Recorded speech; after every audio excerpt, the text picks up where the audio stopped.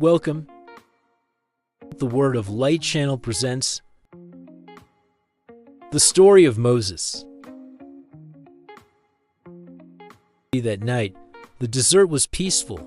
The wind was light, unhurried, as if it didn't want to put out the fire that danced in the center of the circle.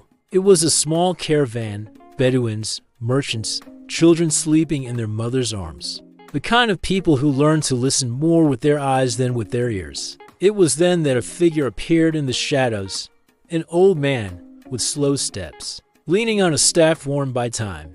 His clothes were simple, covered in sand, but there was something about him that made the dogs fall silent, and the men look at each other with respect, as is the tradition of the men of the desert.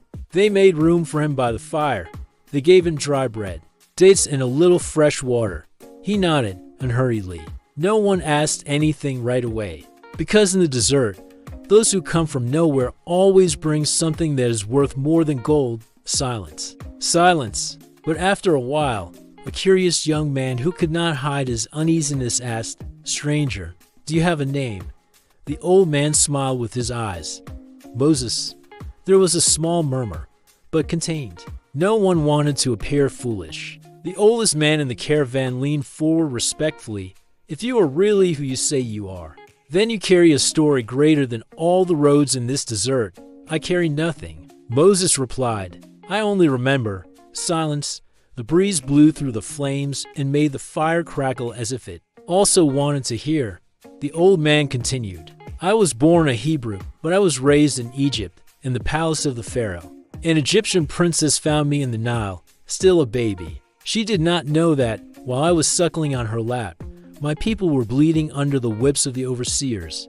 "And when did you find out?" asked someone to the left. "When I saw it with my own eyes, an Egyptian beating one of our own. My blood boiled, and I killed him. I thought I was doing justice, but I only spread more fear. I fled as a murderer. I hid in the desert. I thought that my story would end there. However, the desert is the beginning of many things," murmured one of the elders. Moses nodded, looking at the coals. "Yes, in the desert, I was a shepherd. I got married. I raised children.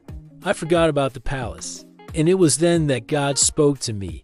A thick silence fell over the listeners. Even the most skeptical knew that if someone says they heard God, they don't stop.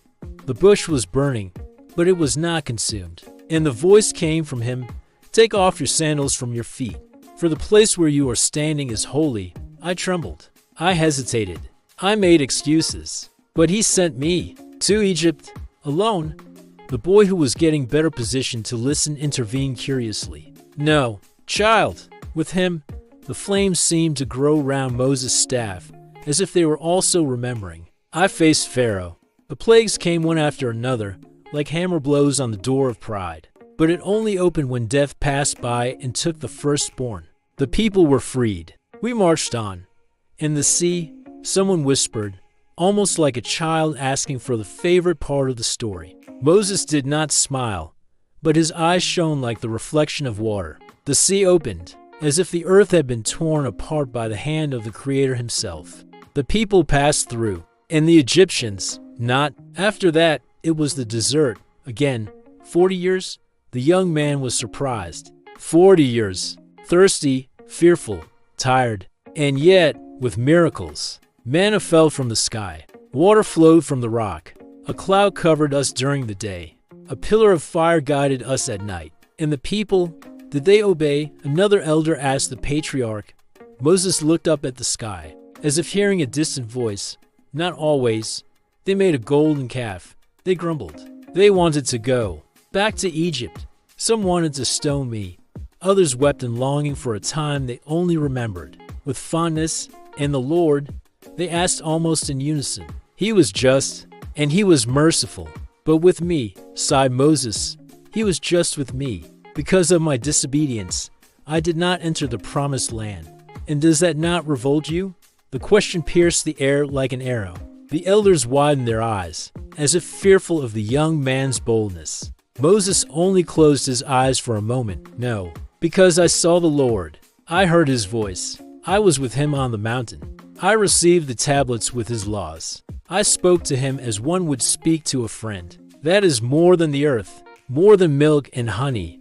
There was a long silence. No one wanted to break that moment, until the elder of the caravan said, with reverence, "So, you were a liberator. Prophet. Lawgiver."